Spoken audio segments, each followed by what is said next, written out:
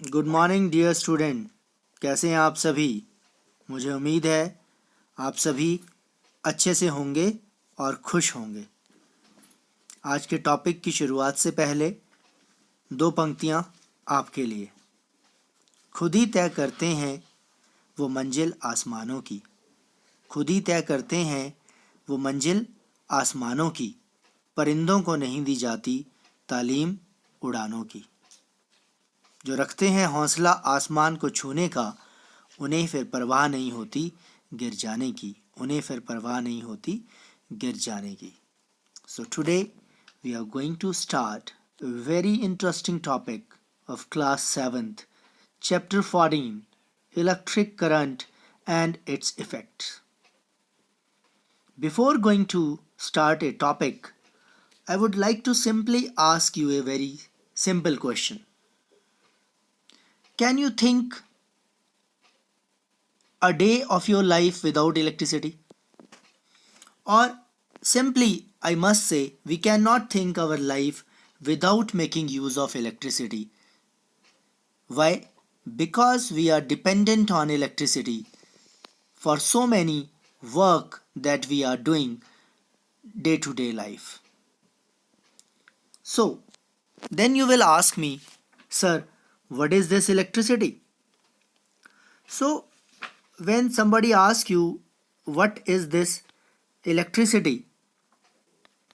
Then simply you can say that electricity is most convenient, or I must say it is most convenient and controllable form of energy. It is most convenient and controllable form of energy. Then another question which comes to our mind, that how does this electricity is produced, where it is produced? So we can simply say it is produced in power station. Power station.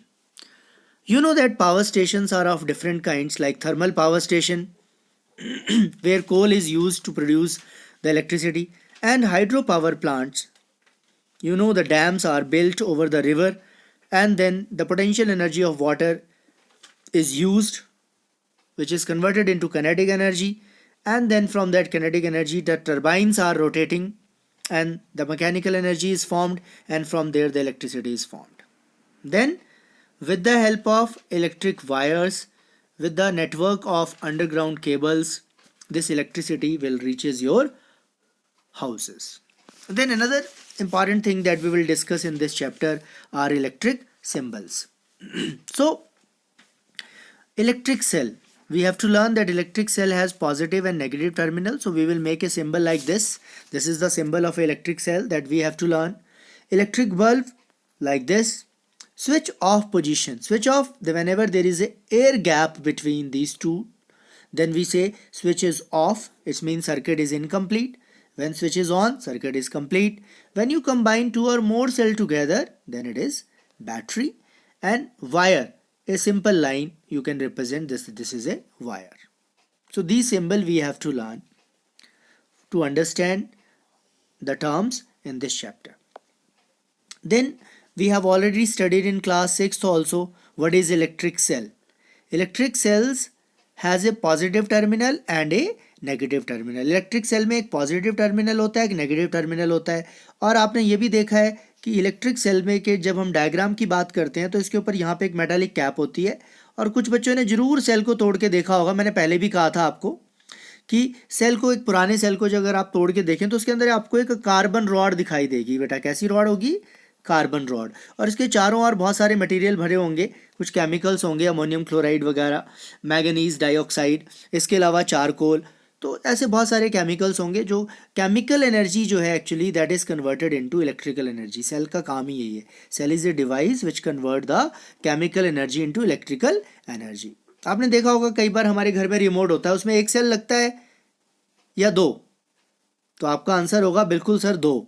आपके toys होते हैं बहुत सारे, remote control वाली car जो आपको बहुत पसंद है बहुत से बच्चों को, उसमें भी एक रिमोट आता है. कार में अलग से सेल डलते हैं, रिमोट में अलग से डलते हैं, तो उसमें भी कम से कम 2 या 3 सेल जलते हैं, तो वो एक बैटरी बन जाती है. Battery is a combination of 2 और मोर सेल्स. पर हमें ये ध्यान रखना पड़ता है that positive terminal of one cell is connected with the negative terminal of other. ऐसा नहीं कि हम दो पॉजिटिव टर्मिनल को जोड़ दें। आप देख सकते हैं पॉजिटिव नेगेटिव है, फिर नेगेटिव के साथ पॉजिटिव जोड़ा गया है, फिर नेगेटिव के साथ कौन सा जोड़ा गया है, पॉजिटिव। तो ये हमने याद रखना है, ठीक है बेटा। Then simple electric circuit. तो सर्किट के बारे में अगर हम बात करें तो और कुछ नहीं है। सर्किट क्या है, it is a close and continuous path in which electric current flows. और सिंपल सर्किट में एक सेल होगा, आपको दिखाई दे रहा है यहाँ पे सेल, कुछ वायर्स होंगी, ये स्विच होगा और एक बल्ब है। बल्ब के भी कितने टर्मिनल होते हैं, जी हाँ बिल्कुल, क्लास 6 में आपको याद है कितने, हाँ जी 2 टर्मिनल्स। बल्ब के भी 2 टर्मिनल है, सेल के भी 2 टर्मिनल है। और ये भी ध्यान रखना पड़ता है हमें सर्किट में जोड़ते समय कि जो एक टर्मिनल है वो एक बल्ब के टर्मिनल से जोड़ा जाए और दूसरा टर्मिनल दूसरे टर्मिनल के साथ जोड़ा जाए सेल के। अगर हम एक ही जगह जोड़ देंगे दोनों को, पॉजिटिव और नेगेटिव को, तो ये सेल ग्लो, ये जो बल्ब है सेल जो है अपना काम नहीं कर पाएगा और बल्ब जो है वो ग्लो नहीं करेगा। और स्विच का भी बहुत इंपॉर्टेंट रोल है। अगर स्विच क्लोज है, देखिए यहाँ पे, तो बल्ब ग्लो कर रहा है। अगर स्विच ओपन है, सर्किट यानी ओपन है, क्लोज नहीं है, तो बल्ब ग्लो नहीं करेगा। अगला क्वेश्चन आता है heating effect of electric current. आपने देखा होगा जो पुराने बल्ब आते थे, इनकैंडेसेंट बल्ब्स होते थे, लाल रंग की जिनकी रोशनी होती थी, वो ज़्यादा इलेक्ट्रिसिटी को यूज़ करते थे, इसीलिए अब हम CFL वगैरह और LED लाइट्स को यूज़ करते हैं, आगे पढ़ेंगे हम। So when ever electric current flows through a wire, the wire gate heated up, this is called heating effect of electric current. इसको समझना हो तो एक एक्टिविटी कर सकते हैं हम। एक लकड़ी का टुकड़ा लें, उसके ऊपर 2 लोहे की कीलें लगा दें, उसको इस तरह से जोड़ें, आपको पता है सर्किट को कैसे कंप्लीट करना है, और उसके बीच में एक नाइक्रोम वायर लगा दें। You can purchase it from the market और you can take this nichrome wire from a your old heater. जो पुराने वाले हीटर होते थे हमारे, जिनमें कॉइल लगी होती है, अगर कोई पुराना टूटा उसका एलिमेंट, तो उसकी आप टुकड़ा लेके यहाँ पे लगा सकते हैं, तो आप हीटिंग इफेक्ट को भी पढ़ पाएंगे। Then the question comes, where is this heating effect is used. ज़्यादातर तो कई बार क्या होता है, बहुत बार हम देखते हैं कि हमारे फ्रिज, हमारे जो अप्लाइंसेस हैं, बहुत देर तक यूज़ करने के बाद गर्म हो जाते हैं। देखा होगा आपने, मोबाइल चार्जर भी, हमारे घर में जो मोबाइल चार्जर होता है, that will also heated up when we are continuously using it for so many hours. So sometime it is wasting the energy, but in another way it is used also for heating effect of electric current. The heating effect of electric current is used in electrical appliances. किस में, like electric heater, electric iron, electric room heater, immersion heater, electric kettle, hair dryers, इन सब में ये use होते हैं। All these appliances have a coil of wire called an element. इनके बीच में एक element होता है। When electric current flows through the element, it become hot and give out heat. The amount of heat produced in a wire depend upon the material, length and thickness. Actually it depend upon a quantity which is called resistance.